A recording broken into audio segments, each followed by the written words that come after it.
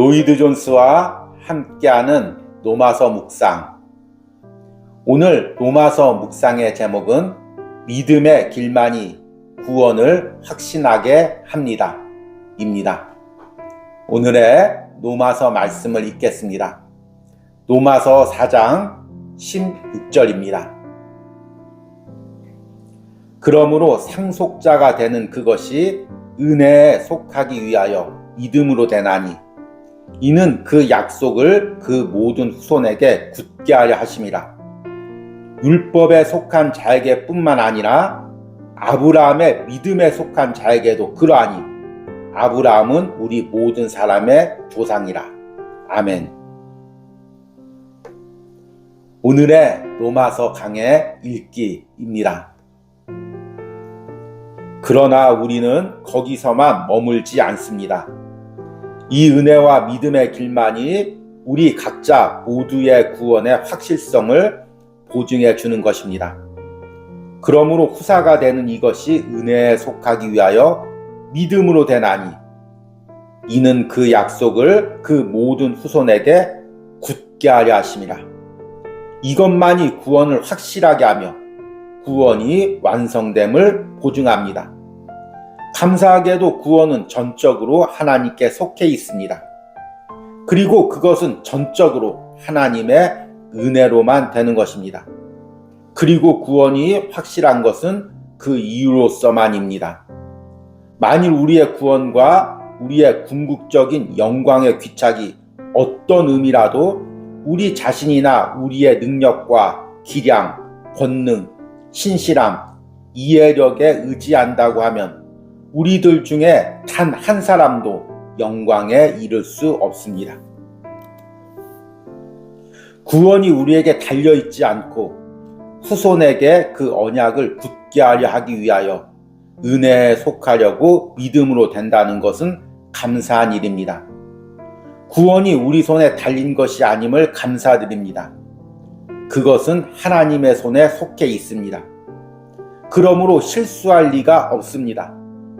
너희 안에 선한 일을 시작하신 이가 예수 그리스도의 날까지 이루실 줄을 확신하노라. 내가 확신하노니 사망이나 생명이나 천사들이나 권세자들이나 현재일이나 장래일이나 능력이나 높음이나 기쁨이나 다른 아무 피조물이라도 우리를 우리 주 예수 그리스도 안에 있는 하나님의 사랑에서 끊을 수 없으리라. 내 믿음 때문에 아닙니다. 내가 하나님의 장중에 있기 때문입니다. 내가 그를 붙잡아서가 아니라 그가 나를 전능한 힘으로 붙잡기 때문입니다. 주 예수 그리스도께서 똑같은 말씀을 하심을 들어보십시오. 내가 저희에게 영생을 주노니 영원히 멸망치 아니할 터이요 또 저희를 내 손에서 빼앗을 자가 없느니라.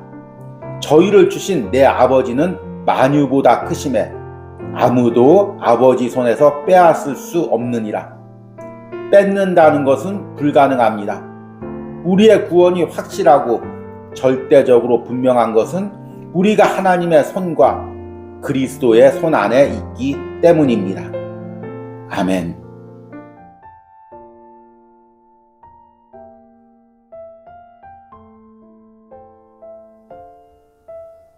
로이드 존스와 함께하는 로마서 묵상. 오늘의 로마서 말씀을 읽겠습니다. 로마서 4장 17절입니다. 기록된 바 내가 너를 많은 민족의 조상으로 세웠다 하심과 같으니 그가 믿은 바 하나님은 죽은 자를 살리시며 없는 것을 있는 것으로 부르시는 이시니라. 아멘. 오늘의 로마서 강의 읽기입니다. 바울이 말하고 있는 것은 아브라함은 하나님의 보시는 앞에서 모든 사람의 조상이기까지 하다는 것입니다. 물론 그는 실제에 있어서는 그렇지 않았습니다. 그는 그 시대에 있어서는 이삭의 아버지마저도 못 되었습니다. 아브라함은 99세요. 사라는 90세로 아기를 낳지 못한 부부였기 때문에 이삭은 태어나지도 않았으며 이삭이 있으리라는 것은 불가능하게 보였습니다. 그러나 하나님 앞에서 아브라함은 이미 이삭과 모든 후손들의 아비였던 것입니다. 그 점에서 하나님 앞에서라고 한 의미입니다. 아브라함은 모든 후손의 아비요, 한없는 자손들의 아비요, 모든 믿음이 있는 자들의 아비요, 육신을 따라서 우리 주 예수 그리스도의 조상인 것입니다. 그러나 하나님은 그 죽은 자를 살리셨습니다. 하나님은 그분을 죽은 자 가운데서 일으키사 그를 통하여 생명과 영생을 밝히셨습니다. 하나님께서 아브라함에게 하리라고 말씀하실 수 있었던 것은 그 때문입니다. 하나님은 곤란을 당하지 않습니다. 하나님은 당신의 전능한 능력을 아십니다. 하나님은 죽은 자를 살려내십니다. 그는 전능자이십니다. 그러나 두 번째로 그는 없는 것을 있는 것처럼 부르시는 이십니다. 다른 번역은 그는 존재하지 않는 것을 존재하는 것처럼 호출하신다라고 되어 있습니다. 부르다는 말은 종종 이름을 붙이다는 의미를 가질 때가 있습니다. 이사야는 그의 책 40장에서 그는 모든 자들의 각각 이름을 부르신다는 말을 했습니다. 하나님은 그들의 이름을 모두 부르십니다. 하나님께서는 그것을 부를 수 있습니다.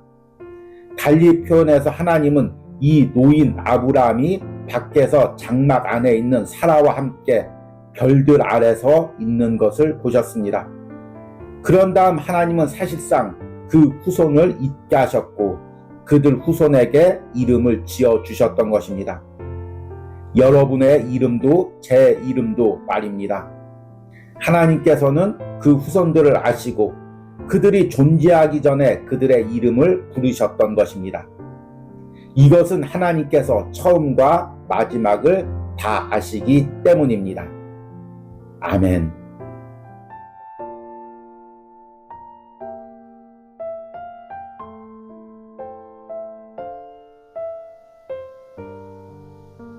로이드 존스와 함께하는 노마서 묵상. 오늘 노마서 묵상의 제목은 아브라함이 가졌던 믿음입니다. 오늘의 노마서 말씀을 읽겠습니다. 노마서 4장 18절입니다. 아브라함이 바랄 수 없는 중에 바라고 믿었으니 이는 내 후손이 이 같으리라 하신 말씀대로 많은 민족의 조상이 되게 하려 하심이라. 아멘. 오늘의 노마서 강의 읽기입니다. 아브라함은 하나님께서 그에게 일러주셨던 것을 소망에 차서 믿었던 것입니다. 이 본문이 의미하는 바가 바로 그것입니다. 그것은 바랄 수 없는 중에 희망적으로 믿었다고 말하는 것이 아닙니다. 바랄 수 없는 중에 하나님께서 자기에게 넌지시 말씀하셨던 그 앞에 펼쳐 보일 장래의 일을 바라고 믿었다는 것을 의미하는 것입니다. 바로 그 소망입니다. 하나님의 아들이 육체를 입고 오실 소망, 구원의 소망, 인도의 소망, 이방인들이 가입하여 오는 소망, 소망은 바로 그것입니다. 그것은 구약을 명백히 뚫고 흐르는 위대한 소망입니다. 우리가 알 수 있는 바는 아브라함은 이 소망, 이 약속을 모든 일에도 불구하고 믿었다는 것입니다. 모든 것이 그것과 정반대되어 있었고 모든 합리적인 논리가 반대되어 있었으며 인류의 모든 역사가 그것을 조롱하는 것 같았지만 아브라함은 그래도 그것을 믿었던 것입니다. 믿음은 보지 못하는 것의 증거입니다. 여러분들이 좋아한다면 믿음이란 확실한 보증이 있는 권리 증서라고도 표현할 수 있겠습니다. 다시 말해서 우리는 믿음을 희미하고 불확실하며 불투명한 또는 애매한 것으로 생각해서는 안 됩니다. 이 점이 신앙을 단순히 지적인 믿음으로부터 구분하는 것이라는 이유 때문에 대단히 중요한 것입니다. 아브라함의 믿음은 완전히 확실한 것이었습니다. 그렇기 때문에 그가 믿은 것을 행했고 믿은 대로 행동에 옮겼던 것입니다. 그는 약속을 확신하였습니다. 우리의 의중에 이것을 간직하는 것은 중요합니다. 만일 우리가 그렇게 하지 않으면 우리들은 감정적인 분위기 속에서 복음을 믿으며 받아들인다고 말하도록 과도하게 설복, 강요당해 기독교인이란 칭호를 얻는 사람들에게 문을 열어놓는 격이 될 것입니다. 믿음은 그 이상의 어떤 것입니다. 믿음은 지각을 합류하고 있으며 그것은 가슴 속에서 전인적으로 일어납니다. 그는 완전히 확신한 것입니다. 이것은 매우 참되고 본질적인 신앙의 요소입니다. 신앙이란 말씀이 통상 받아들여지는 대로 그저 바랄 수 없는 것을 바라는 것이 아닙니다. 완전하게 수납되는 것입니다. 믿음은 약속을 신봉하는 것입니다. 왜냐하면 설득되어 확신하기 때문입니다. 아멘.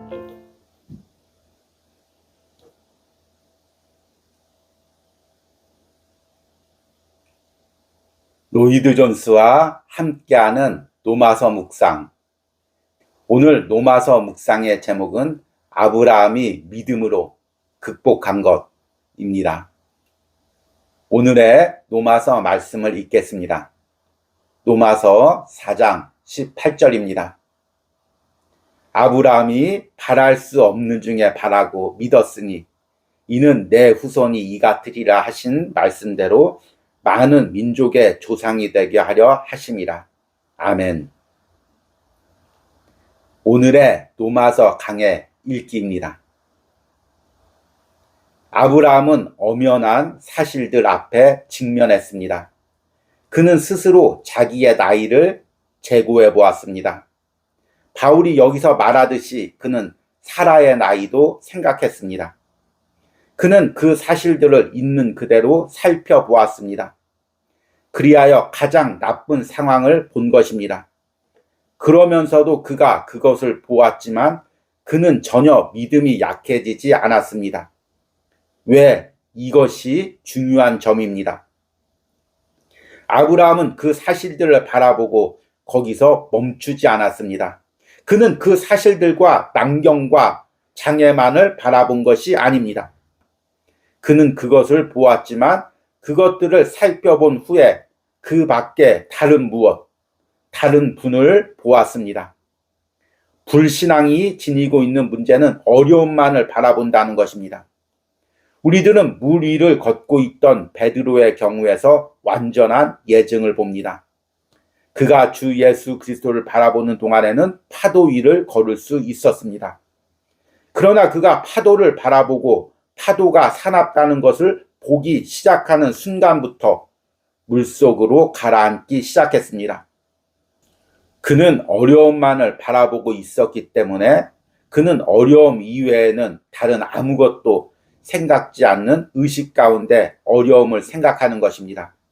그것이 불신앙입니다. 신앙은 문제들을 두고 뒤로 물러서지 않습니다. 신앙은 그것을 극복합니다.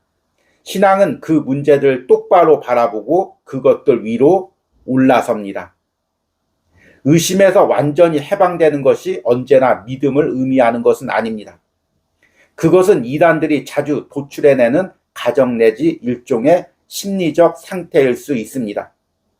우리들은 어느 의미에서 사람으로 하여금 자기의 의심을 극복하게 하고 그 의심에 대답하도록 하는 것이 믿음이라고 정의할 수 있습니다. 교회가 알고 있는 가장 위대했던 몇몇 성도들은 그들이 생애를 마칠 때까지 의심의 공격을 받았다는 사실을 경험했습니다. 그러나 그들은 약해지지 않았으며 의심에 빠지지 않았습니다. 그들은 자기들의 의심을 요리했으며 정복했던 것입니다. 이것은 신앙의 가장 중요한 국면입니다. 신앙은 어려움을 생각합니다. 그렇지만 그것들을 극복합니다. 비록 믿음의 난경들을 고려해 넣는다 할지라도 믿음은 약해지지 않고 오히려 여전히 강한 채로 남아 있습니다. 아멘.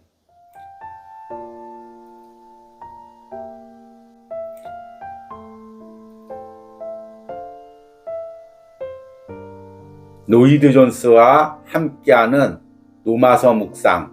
오늘 로마서 묵상의 제목은 하나님께 영광을 돌리는 믿음입니다.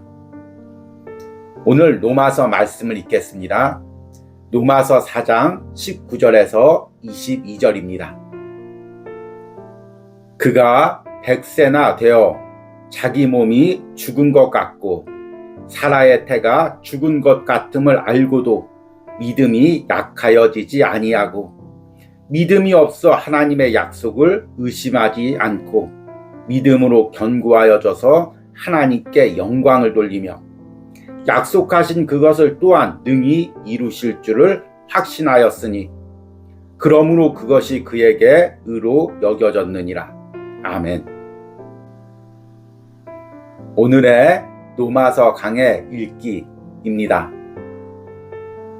아브라함이 하나님께 영광을 돌렸다는 것은 정확히 무엇을 뜻하는 것입니까? 그것은 아브라함이 하나님을 생각했으되 하나님이 누구이며 하나님이 어떠한 분인지를 생각했다는 것을 의미합니다. 아브라함이 하나님이 누구이며 어떠한 분인지를 그대로 깨달음으로써 영광을 돌렸습니다. 다시 말하면 아브라함은 하나님의 모든 영광스러운 속성을 숙고해보고 묵상하였다는 것입니다. 그것이 하나님을 영화롭게 하는 방법입니다. 아브라함은 하나님은 영원하다는 하나님의 영원성을 숙고했습니다. 비록 하나님께서 그 당시 후에 모세에게 보여주셨던 것처럼 완전하게 나타내지는 않으셨지만 아브라함은 하나님은 여호와요 영원부터 스스로 존재하시는 분이라는 사실에 관해서 무언가 알았던 것입니다. 그는 하나님에 관해서 묵상하고 깊이 생각하고 오랫동안 곰곰이 생각해 보았습니다. 그는 또한 하나님의 주권에 관해서도 생각해 보고 스스로 음미해 보기도 했습니다. 하나님의 주권만큼 하나님의 존재에 있어서 영화스러운 점은 없습니다. 성경을 읽어보십시오. 그러면 여러분들은 이 하나님의 위대한 믿음의 사람들이 끊임없이 하나님의 주권과 영광을 찬양하는 것을 발견하실 것입니다. 아브라함은 이 모든 것을 생각했습니다. 그런 다음 그는 하나님의 다른 속성인 하나님의 편만성을 스스로 음미해 보았습니다. 하나님은 무소부재하시어 전 우주 안에 안 계신 곳이 없습니다. 그 다음에 하나님의 전능성입니다. 그의 능력에는 한계가 없습니다. 실로 여러분들이 기억하시듯이 아브라함에게 주신 말씀대로 주에게 힘이 붙이는 것이 있을 수가 있을까? 하나님께 능치 못한 일이 있는가? 대답은 없다라는 것입니다. 하나님께 능치 못함이 없도다. 하나님께서는 모든 일이 가능하도다. 하나님께서 못하실 것이 전혀 없으며 하나님을 움츠리게 할 수 있는 것도 없습니다. 믿음이란 궁극적으로 하나님에 대한 진리를 아는 것이며 모든 대가를 지불하고서라도 그분을 신뢰함으로써 하나님께 영광을 돌리는 것입니다. 그것이 바로 신앙입니다. 아멘.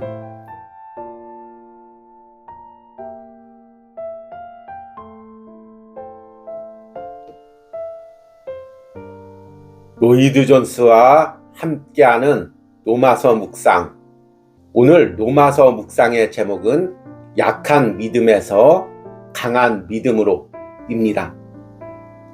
오늘의 로마서 말씀을 읽겠습니다. 로마서 4장 19절에서 22절입니다.